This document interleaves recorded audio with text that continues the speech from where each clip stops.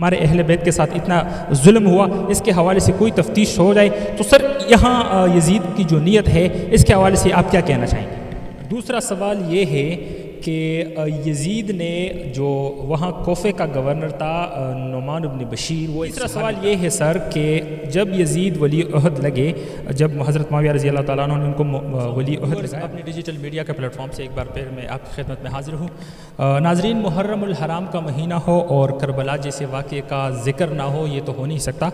جب بھی محرم الحرام کا مہینہ آ جاتا ہے تو ہماری امت کے اندر، اہل سنت والجماعت کے اندر بالخصوص کربلا کے حوالے سے یہ پھر ایک بحث اور مباحثہ شروع ہو جاتا ہے، اور چونکہ ہمارے اہل سنت والجماعت میں ان کے حوالے سے مختلف رائے رکھے جاتے ہیں، ان کے حوالے سے ایک یہ بھی رائے ہے کہ ہمارے اہل سنت والجماعت کے جو علماء کرام ہیں ان میں سے ایک ایسا بھی رائے موجود ہے جو کہتے ہیں کہ یزید کے حوالے سے جو ہماری تاریخ میں مینیپولیشن کی گئی ہے، جو مینیپولیٹ کیا گیا ہے، اس واقعے کو جوڑ توڑ کی گئی ہے اس کے اندر، اور تاریخ کے اندر اس کے حوالے سے جو زیادتی کی گئی ہے ان کے حوالے سے وہ بات کرتے ہیں، آواز اٹھاتے ہیں، جبکہ ایک ایسا بھی خیال ہے ہمارے اس اہل سنت والجماعت کے اندر کہ وہ یزید کو اس کے اندر بالکل ذمہ دار سمجھتے ہیں اس واقعے کے اندر، اور ان کا یہ کہنا ہے اور ماننا ہے کہ یزید اس میں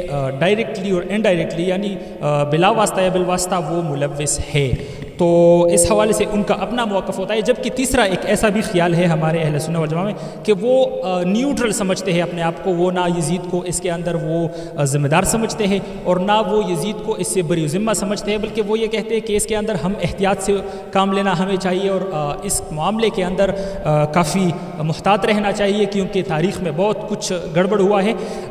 مفتی منیر شاکر صاحب ہمارے ساتھ موجود ہے، ان کا یزید کے حوالے سے جو ہے وہ سٹیٹمنٹ ہے اور جو ان کی سوچ ہے اور ان کی جو ریسرچ ہے یزید کے حوالے سے، ان کا کہنا ہے کہ یزید اس معاملے میں کربلا جیسے واقعے میں بالواسطہ یا بلا واسطہ کوئی اس کی ذمہ داری اس کے اوپر نہیں عائد ہوتی، یہ ذمہ دار نہیں ہے، یہ اس کے حوالے سے جتنے بھی الزامات یزید کے اوپر لگائے جاتے ہیں یہ غلط اور بے بنیاد ہے، اس کے حوالے سے ان کے پاس اپنے دلائل ہوں گے، تو اسی حوالے سے آج ہم نے انتخاب کیا ہے، ہمارے سوالات سخت بھی ہوں گے تو ہم نے چند سخت سوالات کا انتخاب کیا ہے، مفتی صاحب سے جاننے کی کوشش کریں گے، مفتی صاحب سے ان سوالات کے جواب۔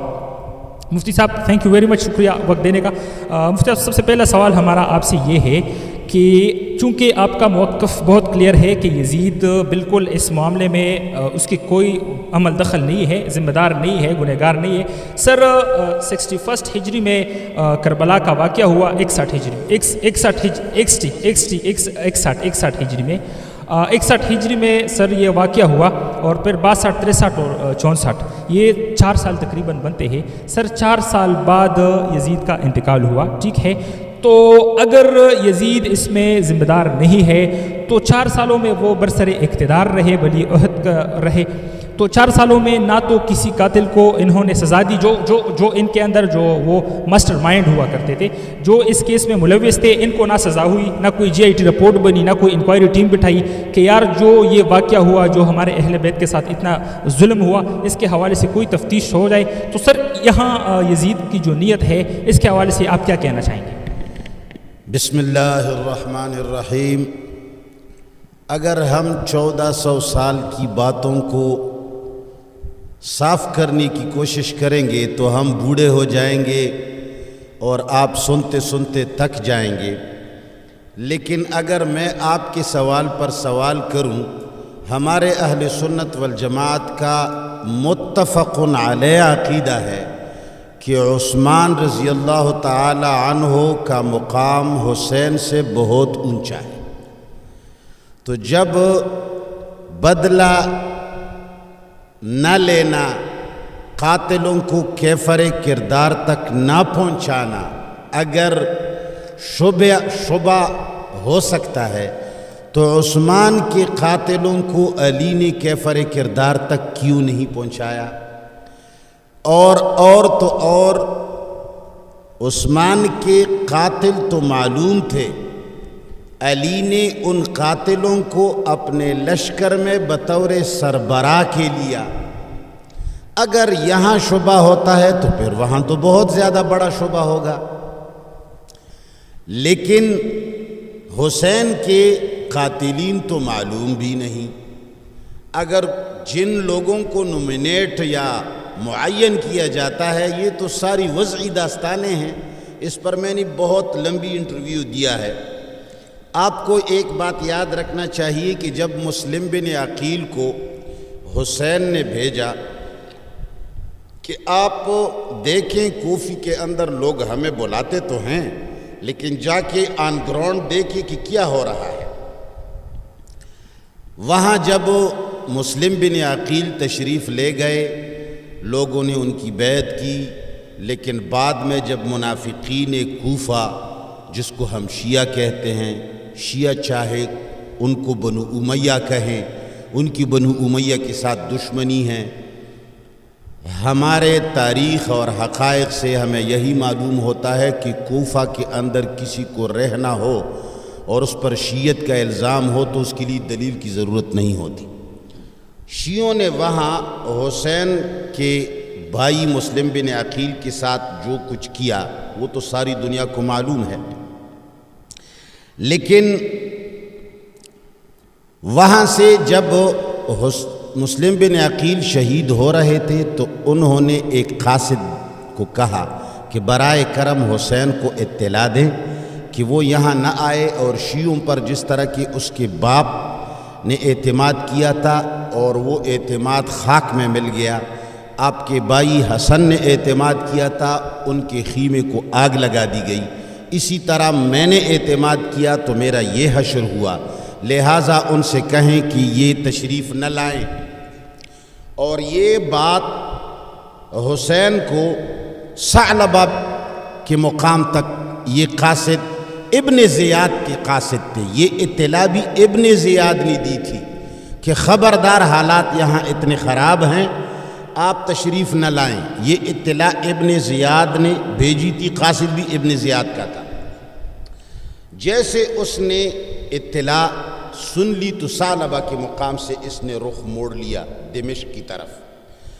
تو پیچھے سے جب حر کو پتہ چلا، حر بن یزید ریاحی ایک کمانڈر ہے شیعوں کی، انہوں نے اپنے ساتھ لشکر، تقریباً کسی نے لکھا ہے کہ 200 کا لشکر ساتھ لے کر کے حسین کے پیچھے لگ گئے، اور حسین کے ساتھ مدینہ منورہ سے 50 کوفی ساتھ آئے تھے جو ان کو لینے کے لیے گئے تھے کہ ہم آپ کو کوفہ لے جاتے ہیں اور یزید کے مقابلے میں آپ کو امیر المومنین بناتے ہیں۔ عبداللہ بن عباس نے ان کو کہا کہ مت جائیں، ساری امت جو ہے یزید پر متفق ہو چکی ہے، اور متفق علیہ امیر پر نکلنا اچھا نہیں ہوتا۔ سب روئے۔ یہ دوسری انٹرویو میں اس کے حقائق میں نے سارے بیان کیے ہیں، وہ بیان نہیں کروں گا۔ وہاں سے 50 ساتھ تھے، 200 حر بن یزید ساتھ لے آیا۔ انہوں نے راستہ تبدیل کیا مسلم بن عقیل کا حشر دیکھ کر۔ جیسے کربلا کے مقام تک پہنچ گئے تو حر بن یزید کے 200 آدمی بھی پہنچ گئے، 50 تو ساتھ ہی تھے۔ اور وہاں سے یزید کو جب پتہ چلا، ہم جب یزید کو رحمت اللہ علیہ کہتے ہیں تو لوگوں کو بہت تکلیف ہو جاتی ہے، ہونے دو، ہر کسی کا اپنا عقیدہ ہے، قرآن اور سنت کو تو کوئی مانتا نہیں۔ یزید رحمت اللہ علیہ نے وہاں سے ایک امیر العسکر عمر ابن سعد رضی اللہ تعالی عنہ کو 400 کا لشکر دے کر بھیجا کہ حسین کو باعزت اور باحفاظت مجھ تک پہنچائیں، کوئی راستے میں اس کو گزن نہ لگے۔ شیعوں نے خطرناک کھیل کھیلا ہے، مسلم بن عقیل کو شہید کیا ہے، کہیں حسین کو شہید نہ کرے۔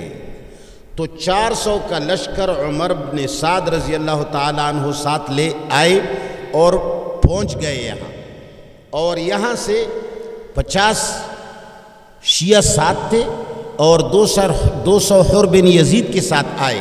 میٹنگ بیٹھ گئی۔ حر بن یزید نے کہا کہ آپ نے ہمارے ساتھ کوفہ جانا ہوگا۔ عمر بن سعد نے کہا کہ آپ نے راستہ تبدیل کر کے کوفے کا راستہ تو آپ نے چھوڑ دیا ہے، آپ یہاں پہنچے ہیں تو آپ کا یہ فیصلہ بڑا خوش آئند ہے کہ آپ ہمارے ساتھ جائیں۔ یہاں ابن زیاد نے بھی یہ رضامندی اختیار کی کہ آپ جب دمشق جاتے ہیں تو میں اسی پر راضی ہوں، ہمارے علاقے میں آئیں گے تو میں حفاظت نہیں کر سکوں گا۔ اچھا، تو انہوں نے کہا شیعوں نے کہ بھئی پھر تو ہمارے خطوط دے دو، جو ہم نے خطوط آپ کو لکھے ہیں کہ آپ آ جائیں یزید کے خلاف، یہ خطوط اگر آپ وہاں دیں گے یہ تو ہمارے قتل کے اسباب ہیں۔ حسین نے فرمایا میں یہ خطوط اس لیے نہیں دے سکتا کہ میں بھی تو وہاں اپنا عذر پیش کروں گا کہ میں کیوں وہاں جا رہا تھا، مجھے تو کوفے والوں نے خطوط لکھے تھے، یہ خطوط میرے لیے وہاں عذر کا بیان ہے۔ شیعوں نے کہا کہ یہ خطوط ہمارے قتل کے اسباب ہیں، اس پر لڑائی چھڑ گئی، شیعوں نے وہاں حملہ کیا۔ عمر بن سعد رضی اللہ تعالیٰ عنہ کے جو 400 ساتھی تھے وہ دور انہوں نے پڑاؤ ڈالا تھا کہ حسین کے ساتھ میاں بیویاں بچے ہیں، لہٰذا ہم ان سے دور رہیں، یہ ان کے گھر کا معاملہ ہے، ان کے گھروں کا مسئلہ ہے۔ تو انہوں نے خیموں پر حملہ کیا شیعوں نے، اور حسین رضی اللہ تعالیٰ عنہ کی خیمے کے اندر اور ان کے ساتھ جو لوگ بیٹھے تھے، سارے تاریخوں میں اگر آپ ڈھونڈیں گے تو سارے مقتولین حسین یا 18 ہیں یا 20 ہیں۔ اس کے علاوہ جتنی کچھ لکھا، جو بعض لوگوں نے یہ لکھا ہے کہ ان کی تعداد تقریباً 191 تھی، یہ سارا کا سارا جھوٹ ہے، یہ تو بس بنائی گئی باتیں ہیں۔ خیر، حسین رضی اللہ تعالیٰ عنہ کو جیسے شہید کیا موقع پر، یہ 10 دن لڑائی اور یہ 80,000 فوج یزید کی، یہ بھائی کوئی 50 یا 60 یا 20 آدمیوں کو لیے کوئی 80,000 کا فوج لاتے ہیں، یہ کون سی جھوٹی بات ہے؟ جیسے حسین شہید ہوئے، خطوط تو ان کو ہاتھ میں نہیں آئے، خطوط کہاں رکھے ہیں پتہ نہیں، لہٰذا انہوں نے خیموں کو آگ لگا دی۔ شور پر عمر ابن سعد رضی اللہ تعالیٰ عنہ کا جو 400 کا لشکر ان کی حفاظت کے لیے آیا تھا، انہوں نے ارد گرد ان کا محاصرہ کیا۔ دیگر خیموں والے سارے کے سارے زندہ بچ گئے، حسین کے ساتھ اور خصوصاً جو اس وقت قریب آئے وہ سارے شہید ہو گئے، 18 یا 20 بندے۔ اور عمر بن سعد رضی اللہ تعالی عنہ کے لشکر نے گھیرا ڈال کر کے سارے قاتلین حسین کو کیفر کردار تک پہنچا دیا۔ جو رات کے اندھیرے میں بھاگ گئے نامعلوم، وہ بھاگ گئے، لیکن جو ان کو وہاں ہاتھ آ گئے وہ سارے کے سارے ہلاک کیے گئے اور مردار کیے گئے۔ سرکاری لشکر کے 86 بندے شہید ہو گئے اور کوفہ کے 50 بندے کیفر کردار تک پہنچا دیے گئے، اور حسین کے 18 یا 20 بندے شہادت پر فائز ہو گئے۔ اب جو بعد میں مختار ثقفی اٹھا اور اس نے کہا کہ میں حسین کا بدلہ لیتا ہوں، وہ حسین کا بدلہ کے لیے نہیں اٹھے تھے، وہ اپنی ذاتی کچھ عناد نکالنے کے لیے ان کے خلاف اٹھے تھے۔ ابن زیاد ان کے مقابلے کے لیے آئے، ابن زیاد کو بھی انہی لوگوں کے ہاتھوں سے مرنا پڑا، مختار ثقفی۔ لیکن جو مختار ثقفی اٹھا تھا کہ میں حسین کا بدلہ لیتا ہوں، وہ تو حقیقت میں حسین کے بدلے کے نیچے نیچے اپنے لوگوں کو ٹارگٹ کر رہا تھا، بے گناہ لوگوں کو۔ آپ تاریخ سے یہ پوچھیں کہ یہ مختار ثقفی جو حسین کے قاتلین کے سے بدلہ لینے کے لیے اٹھا، یہ مختار ثقفی قتل کس نے کیا؟ مختار ثقفی کو حسین کی بیٹی سکینہ کے شوہر، حسین کی بیٹی سکینہ کے شوہر مصعب بن زبیر رضی اللہ تعالیٰ عنہ نے قتل کیا۔ اگر وہ قاتلین حسین کا بدلہ لیتا تھا تو حسین ہی کے خاندان والوں نے ان کو کیوں قتل کیا؟ اور ان کے ساتھ حسین کے خاندان والوں نے تا قیامت ان کا ساتھ کیوں نہیں دیا؟ اور اس پوری عرصے کے اندر زین العابدین اور سارے حسینی خاندان نے کبھی بھی یزید پر کوئی لعن طعن کیوں نہیں کیا اور ان پر دعویٰ کیوں نہیں بولا؟ اور اس کے علاوہ جب شیعہ لوگ روتے تھے اور ماتم کرتے تھے تو زین العابدین نے یہ کیوں فرمایا کہ تم جب روتے ہو تو ہمیں مارا کس نے؟ تو لہٰذا پہلی بات کا جواب میرے خیال میں آپ کا ہو گیا، اور باقی آپ کو چند جھوٹ کا ایک حوالہ دیتا ہوں تاکہ آپ لوگ ذرا مزہ لے لیں۔ باقی یہ باتیں جو لوگ کرتے ہیں کہ اتنے ہزار لوگوں اور 80,000 فوج آئی تھی اور یہ ہوا تھا اور یہ وہ ہوا تھا، یہ ایک ایسا جھوٹ ہے جیسے کہ جن لوگوں نے یہ شہادت کے قصے لکھے ہیں، ذاکرین وغیرہ، سنیوں میں بھی ذاکرین ہیں، شیعوں میں بھی ذاکرین ہیں۔ ان میں ایک ہے کراروی صاحب، انہوں نے لکھا ہے کہ شہادت 10 محرم کو ہوا، جمعے کا دن تھا، شہادت 10 محرم کو ہوا، جمعے کا دن تھا، اور سال کون سا تھا؟ 61 کا سال تھا۔ ان لوگوں کو بیچاروں کو تو یہ معلوم نہیں تھا کہ کوئی زمانہ آئے گا کہ پھر پچھلی زمانے کی بھی تحقیق ہوگی کہ اس دن جمعے کا دن تھا یا نہیں تھا۔ یہ تو گزرا ہوا زمانہ، ابھی کچھ نہ کچھ ہاتھ آتا ہے۔ تو تقویم کا آپ لگائیں، اس حساب سے عیسوی تاریخ آتی ہے 10 اکتوبر 680 عیسوی۔ اس میں آپ تقویم لگائے، ازروئے تقویم اس دن جمعہ نہیں آتا، چہارشنبہ آتا ہے۔ سن 60 ہجری کے اندر 10 محرم کو چہارشنبے کا دن آتا ہے، جمعے کا دن آتا ہی نہیں۔ یہ ایسا جھوٹ ہے جس طرح کہ یہ بات جھوٹ ہے۔ دوسری بات، علامہ ابن حجر الہیثمی ایک عالم گزرے ہیں، انہوں نے مجمع الزوائد میں لکھا ہے کہ 10 محرم سن 61 کے دن جب حسین شہید ہوئے تو دن کو سورج گرہن آ گیا، اور اتنی تاریکی آ گئی کہ سورج گرہن کی وجہ سے باقاعدہ دن کو تارے نظر آ گئے۔ اب تقویم کے اعتبار سے ہم دیکھتے ہیں، بیچارے کو تو یہ معلوم نہیں تھا، تقویم کے اعتبار سے یہ قانون ہے کہ سورج گرہن ہمیشہ ہلالی مہینے کے اندر 28 تاریخ کو آتی ہے۔ سورج گرہن ہمیشہ ہلالی ماہ میں 28 تاریخ کو لگتا ہے۔ تو اس سے معلوم ہوتا ہے کہ ہیثمی صاحب نے یہ بھی جھوٹ لکھا ہے، یہ تقویم بھی نہیں بنتی۔ پھر ہیثمی صاحب نے شہادت نصف النہار کو لکھی ہے، کراروی صاحب نے عصر کو لکھا ہے۔ اب ہم اگر ازروئی تقویم سن 61 سال کے اندر جمعے کا دن بھی مان لیں اور سورج گرہن بھی مان لیں، کہ ہم کہیں کہ بھئی ان دونوں نے سچ بولا ہے، سورج گرہن بھی تھا، جمعہ کا دن بھی تھا، تو پھر اس سے معلوم پڑتا ہے کہ 28 صفر کو یہ شہادت ہوئی ہے، محرم کو ہوئی ہی نہیں ہے۔ یہی وجہ ہے کہ ایک روایت طبری نے سن 6 جلد 6 کے اندر امام طبری نے ایک روایت سفر کی بھی لکھی ہے۔ یہ سارا کا سارا منصوبہ جھوٹا لکھا ہوا ہے۔ حقیقت اس کی یہاں تک ہے، اگر حسین کا بدلہ کوئی لینا پوچھتا ہو تو عمر ابن سعد رضی اللہ تعالیٰ عنہ کے لشکر نے اسی وقت لیا تھا، لیکن اگر کوئی کہتا ہے کہ یزید نے بدلہ نہ لیا تو علی نے عثمان کا بدلہ کہاں لیا اور ان کے قاتلین کو اپنے لشکر میں بڑے بڑے عہدوں پر کیوں لیا؟ ان کا جواب پھر شیعہ حضرات دے دیں۔ دوسرے سوال کی طرف بڑھتے ہیں۔ دوسرا سوال یہ ہے کہ یزید نے جو وہاں کوفے کا گورنر تھا نعمان بن بشیر، وہ ایک صحابی تھا۔ یزید نے اسی وقت جب حضرت حسین نکلنے والے تھے اور نکل رہے تھے، تو اسی دوران جب ان کو اندازہ ہوا کہ یہ کوفہ آ رہے ہیں، تو یزید نے نعمان بن بشیر کو ہٹا کے گورنرشپ سے ان کو بنایا، عبید اللہ ابن زیاد کو بنایا۔ تو یہاں معاملہ پھر گڑبڑاتا ہے، جو کہ عبید اللہ ابن زیاد کے حوالے سے یہ موجود ہے کہ ان کے جو پرسنل بھی کچھ حضرت حسین کے ساتھ پرسنل بھی کچھ نالگی تھی، تو یہ پھر معاملے کو گڑبڑ نہیں کرتا سر؟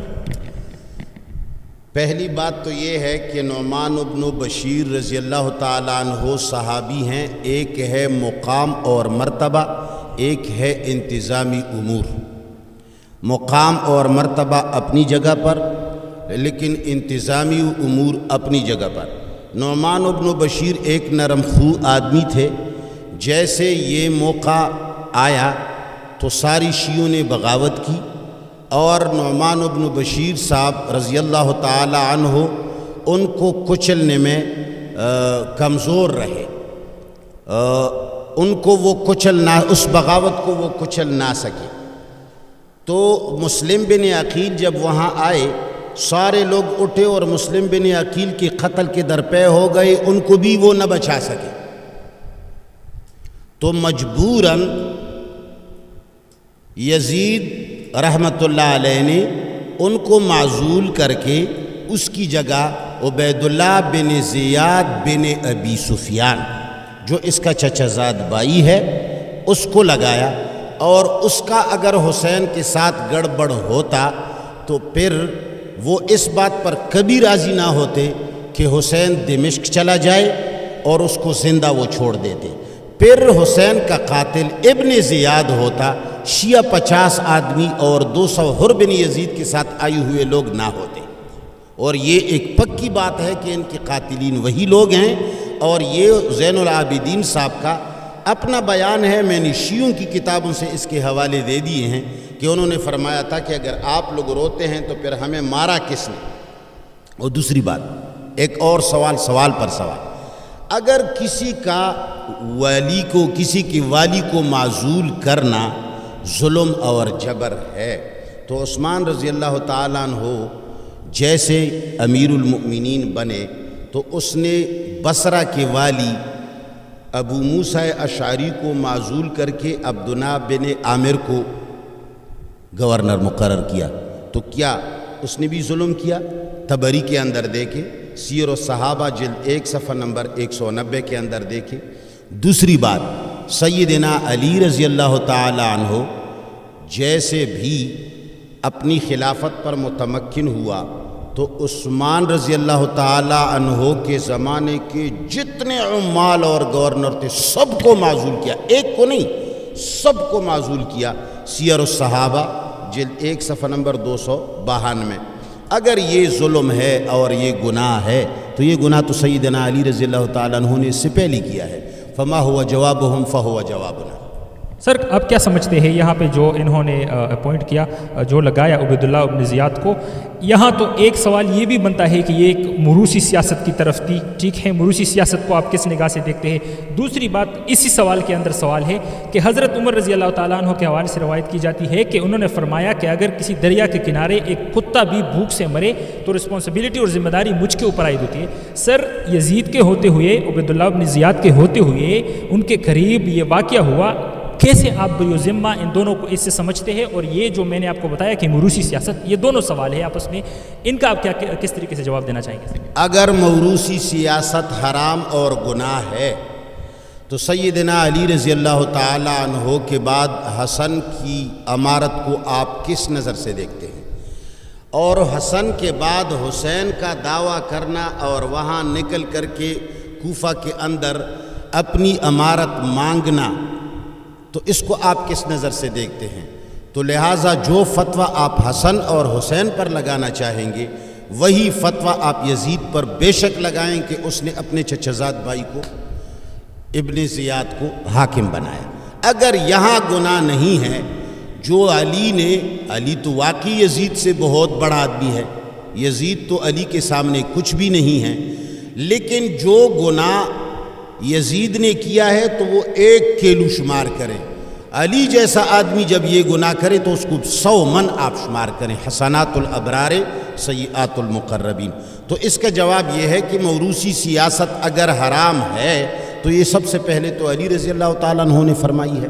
دوسرا سوال کون سا تھا؟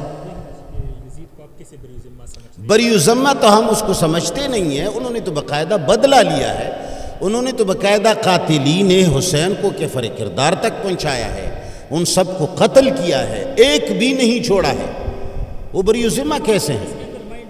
جو تھا جو وہ تھے لوگ تھے، یہ تو جو قاتلین تھے موجود، آپ کے بیان میں بھی موجود ہے کہ یہ جو ایک نیٹ ورک تھا اس نیٹ ورک کے خاتمے کے لیے کچھ کیا، پھر بعد میں نیٹ ورک کا خاتمہ یوں کیا جب ابن زیاد کو وہاں بھیجا تو سب کو کچل دیا اور سب کے اوپر جو ہے نا امارت اسلامیہ منوا لیا اور جن کو سزا دینے تے دے دی۔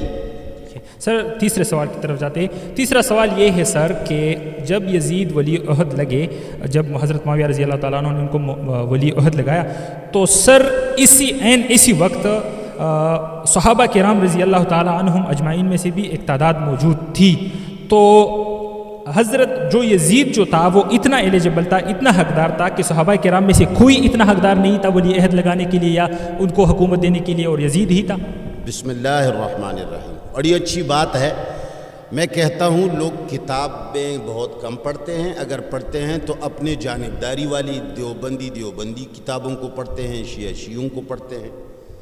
اگر دیکھا جائے تو سیدنا امیر معاویہ رضی اللہ تعالی عنہ نے صحابہ کرام کو بٹھایا اور یزید کے بارے میں اور یزید کے علاوہ کے بارے میں پوچھا، تو صحابہ کرام نے فرمایا کہ عبداللہ بن عمر جیسی شخصیت موجود ہے، لیکن واللہ امارت کے لیے سیدنا یزید جتنا موزون ہے، صحابہ کرام کا مقام اپنی جگہ، اتنا کوئی موزون نہیں۔ یہ مشورہ صحابہ کرام نے دیا تھا۔ اور میں آپ کو یہ بھی بتا دوں، پچھلی انٹرویو کے اندر تو میں نے سارے دلائل واضح کیے ہیں۔ 5 ازواج مطہرات نے یہ نومینیٹ کیا کہ یزید رحمۃ اللہ علیہ خلیفہ بنے۔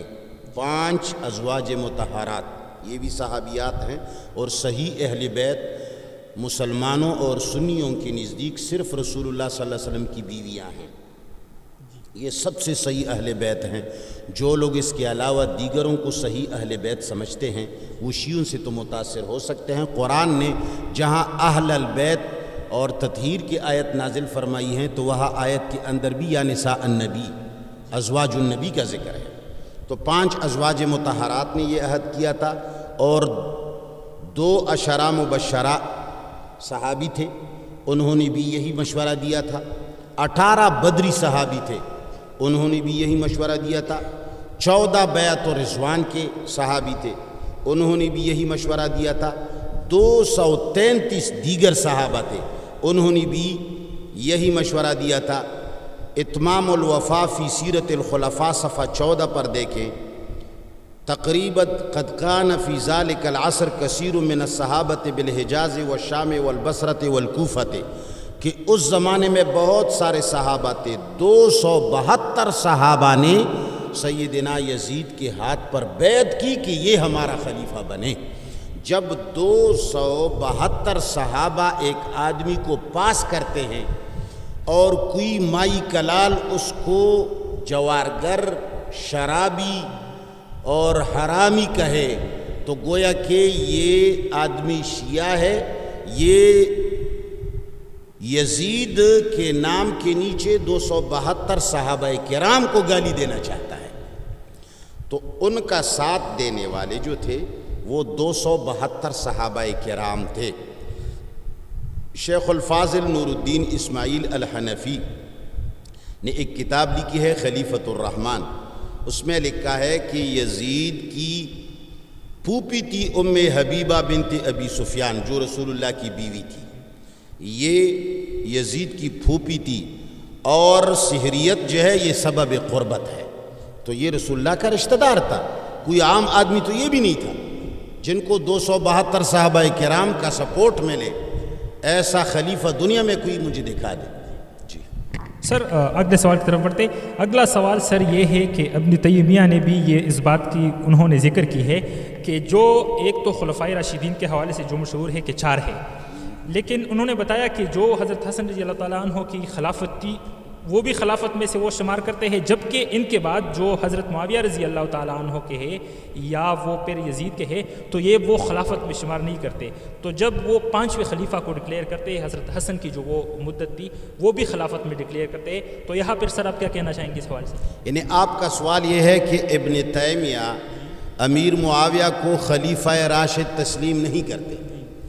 پہلی بات تو یہ ہے، اللہ آپ کا بھلا کرے، پہلی بات تو یہ ہے کہ علامہ ابن تیمیہ نے ایسا کچھ نہیں لکھا، لیکن اگر کوئی کہتا ہے کہ لکھا ہے تو ہم ان کو یہ بھی بتائیں کہ شاہ ولی اللہ رحمۃ اللہ علیہ نے، وہ بھی کوئی چھوٹا آدمی تو نہیں ہے، شاہ ولی اللہ رحمۃ اللہ علیہ نے اپنی کتابوں کے اندر لکھا ہے، آپ دیکھ سکتے ہیں ازالۃ الخفا جلد 2 صفحہ نمبر 279، کہ وہ لکھتے ہیں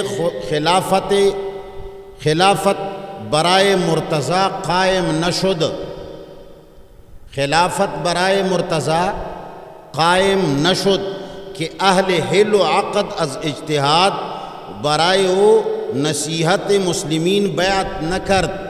کہتے ہیں کہ علی کی خلافت منعقد ہی نہیں ہوئے، وہ خلیفہ ہی نہیں ہیں. یہ کون کہتا ہے؟ شاہ ولی اللہ، ازالۃ الخفا جلد 2 صفحہ نمبر 279. اور پھر میں آپ کو بتا دوں سارے امت نے لکھا ہے کہ علی رضی اللہ تعالی عنہ کی بیعت کس کس صحابی نے نہیں کی، شمار کرتے جائیں. عبداللہ بن عمر نے ان کی خلافت نہیں مانی، بیعت نہیں فرمائی. سعد بن ابی وقاص نے نہیں فرمائی. اسامہ بن زید نے مخالفت فرمائی. حسان بن ثابت نے خلافت کی بیعت نہیں کی. کعب بن مالک نے نہیں کی.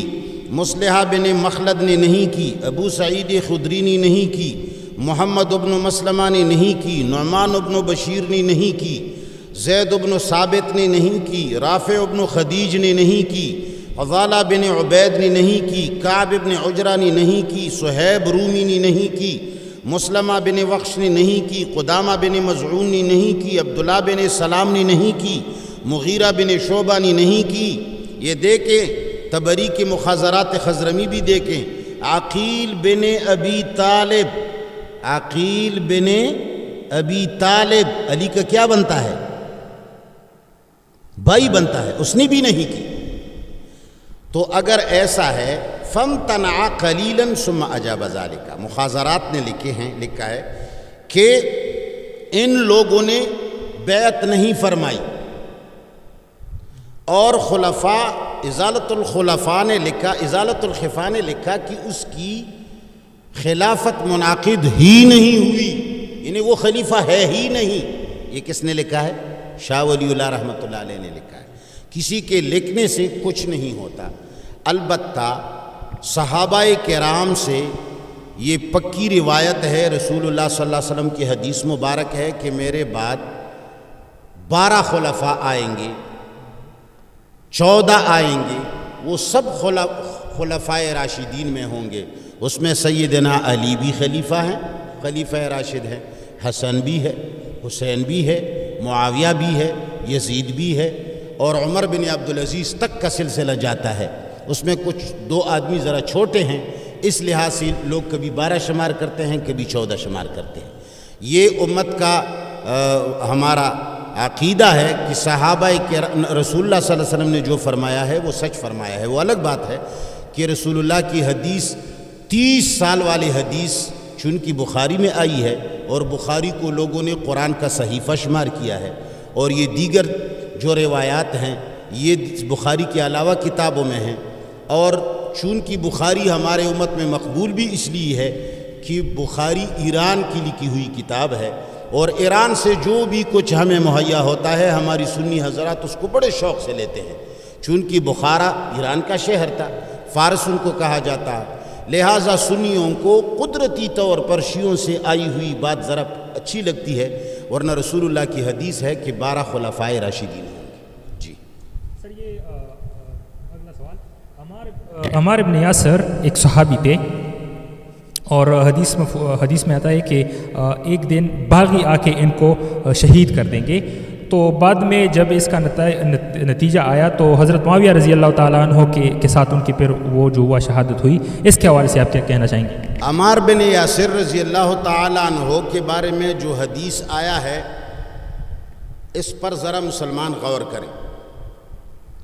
پہلی بات تو یہ ہے کہ عمار بن یاسر رضی اللہ تعالیٰ عنہ جو ہیں یہ بڑے سخت دریز قسم کے آدمی تھے، انتہائی سخت اور جلالی عادت کے مالک تھے. ان کا حضرت عثمان رضی اللہ تعالی عنہ کے ساتھ بھی کئی مرتبہ اختلاف پیدا ہوا، مگر تھے تو صحابی اور صحابہ کرام کے ساتھ اس کی محبت بھی تھی. اور ایک زمانے کے اندر جب عثمان رضی اللہ تعالی عنہ کے خلاف بغاوت اٹھی مصر کی طرف سے، تو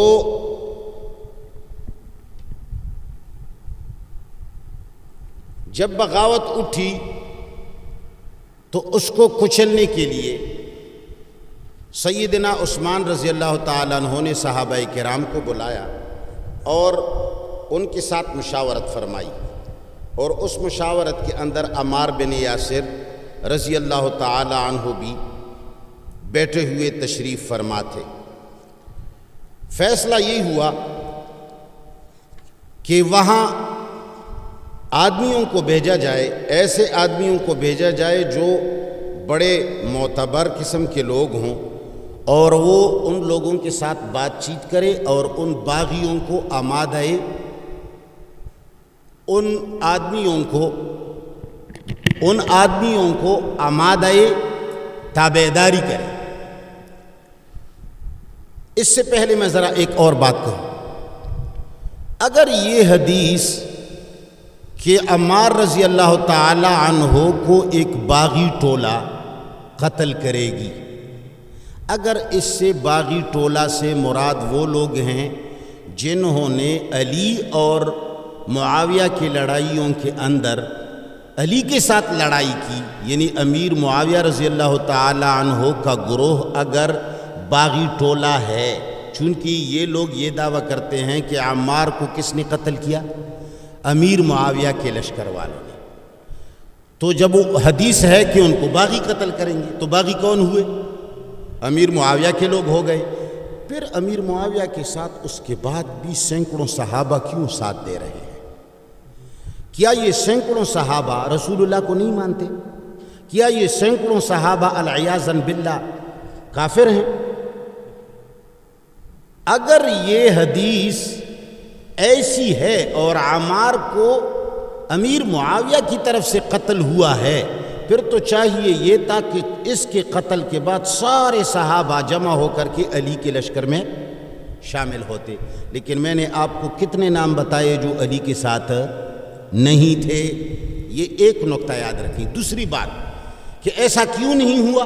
ایسا اس لیے نہیں ہوا کہ عثمان کے زمانے کے اندر جب مصر میں بغاوت اٹھی اور مشورہ ہوا اور اچھے یعنی روبدار قسم صحابہ کرام کا انتخاب ہوا کہ ان کو بھیجیں تاکہ وہاں کی سرکوبی کریں، تو ایک خاص علاقے کے اندر عمار بن یاسر رضی اللہ تعالیٰ عنہ کو مصر بھیج دیا گیا۔ وہاں مصر کے اندر باغیوں نے مشورہ کیا کہ ہماری طرف جو آدمی آیا ہے عمار بن یاسر، اس کا پہلے سے عثمان کے ساتھ طبیعت ٹھیک نہیں ہے، یہ ان کے ساتھ کافی مخالفت میں رہے ہیں، ان کا ہم ایسا ذہن سازی فرمائیں گے کہ یہ ہمارے ساتھ کھڑا ہو جائے، زبردست کام ہو جائے گا۔ تو عثمان رضی اللہ عنہ کی طرف سے جب یہ گئے، وہاں باغیوں نے جس مقام اور مکان میں ان کو ٹھہرایا، وہاں ان کی خوب خاطر مدارات شروع کی اور پالش شروع کیا۔ آپ بڑے اچھے آدمی ہیں، اللہ نے آپ کو حق گوئی عطا کی ہے، یہ فرمایا ہے، آپ ایسے ہیں، آپ ویسے ہیں۔ ان کو خوب کھانا، چائے شائے، عزت قدر و احترام سے رکھا اور ان کو آمادہ کرنے لگے کہ یہ عثمان کے خلاف ہمارا ساتھ دے۔ اس نے تقریباً کچھ عرصے تک ان کی باتیں سنی کہ چلو اس کی ساری باتیں سن لو، دیکھتے ہیں کیا ہوتا ہے، لیکن جب سمجھ گئے کہ ان لوگوں کا خیال ہی غلط ہے تو پھر اس نے نصیحت کرنا شروع کیا۔ اس نے کہا کہ دیکھو یہ رسول اللہ صلی اللہ علیہ وسلم کے داماد ہیں، دیکھو ہمارا جو ان کے ساتھ اختلاف تھا وہ کچھ چھوٹی بہت انتظامی امور پر تھا، یہ بہت بڑے آدمی ہیں اور اس کو رسول اللہ صلی اللہ علیہ وسلم نے نمبر وار اشارتاً رکھا ہے۔ جیسے جیسے نصیحت کرتے گئے باغی اس سے متنفر ہوتے گئے، بالآخر ان کی اور ان کے درمیان تلخ کلامی ہو گئی، اور تلخ کلامی کے بعد سارے کے سارے اس سے نکل گئے اور انہوں نے مشورہ کیا کہ اس کو قتل کرنا چاہیے۔ اور کچھ دن اس نے وہاں دعوت و تبلیغ کی، لیکن لوگ اس کے بات پر آمادہ نہیں ہوئے۔ جیسے یہ مدینہ کی طرف نکلے، راستے کے اندر انہوں نے چند ساتھیوں نے گھات لگا کر اس کو شہید کیا۔ تو عمار بن یاسر رضی اللہ تعالی عنہ عثمان کی خلافت کے زمانے میں مصر کے باغیوں نے شہید کیا ہے۔ یہ کتاب ذرا لوگ پڑھ لیں اگر آپ دکھا سکتے ہیں۔ یہ ہے تاریخ اسلام کے مسخ کردہ حقائق، یہ ہندوستان کے حافظ سید محمد علی حسینی نے لکھی ہے، اور اس میں انہوں نے حوالے دیے ہیں۔ اور آپ لوگوں کو ایک بڑے پتی کی بات یہ بتا دوں کہ آج تک جتنے تاریخ اکثر شیعوں نے لکھی ہے، ہماری اکثر کتابیں شیعہ حضرات، اس لیے کہ طبری ہمارے بہت بڑے مورخ ہیں وہ شیعہ ہیں، ہمارے مفسر ہیں وہ شیعہ ہیں، تو تاریخ لکھی ہے شیعوں نے، اور یہ واویلا کیا ہے، اور سنیوں کو جو شیعوں کی طرف سے کچھ آتا ہے وہ بڑا پیارا ہوتا ہے ہمیں، تو یہ واویلائے مچایا گیا ہے کہ یہ علی کے ساتھ تھا، معاویہ کی طرف سے شہید ہوا، اللہ گواہ ہے، اور تاریخ، سچی تاریخ اس پر گواہ ہے کہ یہ علی اور معاویہ کے زمانے میں زندہ ہی نہیں تھے، یہ عثمان کے زمانے میں شہید ہو گئے ہیں مصر سے آتے ہوئے مدینہ کے راستے میں، اور ان کو باغیوں کے چند اور حضرت امیر معاویہ رضی اللہ تعالی عنہ کے لشکر پر فئت ان کا لفظ صادق ہی نہیں آتا، فئت الباغیہ، یہ چھوٹا سا گروپ، فئت چھوٹے گروپ کو کہا جاتا ہے، اور امیر معاویہ کے ساتھ لاکھوں کی فوجیں تھیں، کتنا علاقہ تھا۔ آپ ابھی روس اور امریکہ اور برطانیہ کو آپ گروپ کہہ سکتے ہیں، ایک چھوٹا سا ٹولہ آپ کہہ سکتے ہیں، سوال ہی نہیں پیدا ہوتا کہ آپ اس کو ٹولہ کہہ دیں۔ بہرحال یہ ہے وہی جھوٹ جو لوگوں نے کہا ہے۔ اب ایک اور بات ذرا سمجھنے کی ہے، حدیث کے الفاظ پر غور کریں۔ حدیث کے الفاظ ہیں تقتلک الفئۃ الباغیۃ، تقتلک یعنی تمہیں باغی فتنہ گروہ قتل کرے گا۔ علی اور معاویہ کے اندر جنگ ہوئی ہے، یا وہ ایک آتا تھا دوسری کو قتل کرتا تھا، دوسرا جاتا تھا تیسری کو قتل تھا؟ جنگ تھی یا قتل تھا؟ جنگ تھی۔ جنگ کو عربی میں قتال کہا جاتا ہے، قتل کا نہیں آتا، قاتل کا آتا ہے۔ اگر یہ رسول اللہ صلی اللہ علیہ وسلم کی حدیث مبارک امیر معاویہ رضی اللہ تعالی عنہ کے بارے میں ہوتی تو قاتلک کے لفظ سے ہوتی، تقتلک آیا ہے۔ تقتلک یہ آتا ہے کہ چند آدمی مل کر ایک آدمی کو قتل کرے۔ اگر ایک طرف سے بھی تلواریں چل رہی ہوں، دوسری طرف سے بھی تلواریں چل رہی ہوں، تو اس کو قتال کہا جاتا ہے، قاتلک کہا جاتا ہے، قتلک نہیں کہا جاتا۔ اگر ان لوگوں کو عربی تھوڑی بہت آتی ہو تو ایک بات تو یہ ہے کہ تقتلک آیا ہے۔ دوسرا لفظ ہے الفئہ۔ الفئہ، فئہ ایک چھوٹے گروپ کو کہا جاتا ہے۔ امیر معاویہ رضی اللہ تعالیٰ عنہ کے ساتھ ہزاروں اور لاکھوں کی فوج تھی جو سیدنا علی جیسے لوگوں سے لڑتے تھے، تو وہ فئہ نہیں ہے، وہ لشکر ہے۔ کیا ہے؟ وہ لشکر ہے۔ اور باغیہ، باغیہ، باغیہ، باغی ان کو کہا جاتا ہے جو کل آپ کو مانتے ہیں، آج آپ کو نہ مانیں، باغی اس کو کہتے ہیں۔ آپ مجھے بتا دیں کہ امیر معاویہ نے ایک سیکنڈ کے لیے علی کو مانا ہو؟ وہ تو جیسے عثمان رضی اللہ تعالیٰ عنہ کو جیسے شہید کیا گیا، فوراً شورش بن گیا۔ علی رضی اللہ تعالیٰ عنہ کو شیعوں نے پکڑ کر کے زبردستی امیر المومنین بنا دیا۔ صحابہ کرام کی رائے یہ تھی، میں نے یہ دوسرے انٹرویو میں یہ ساری باتیں بتائی ہیں، اگر آپ تفصیلی کبھی لینا چاہیں تو آپ کو بھی بتا دوں گا۔ انہوں سارے صحابہ نے کہا کہ اگر اے علی، اگر آپ امیر المومنین بنے تو سارا گن تمہارے سر ڈال دیا جائے گا، خبردار امیر مت بننا۔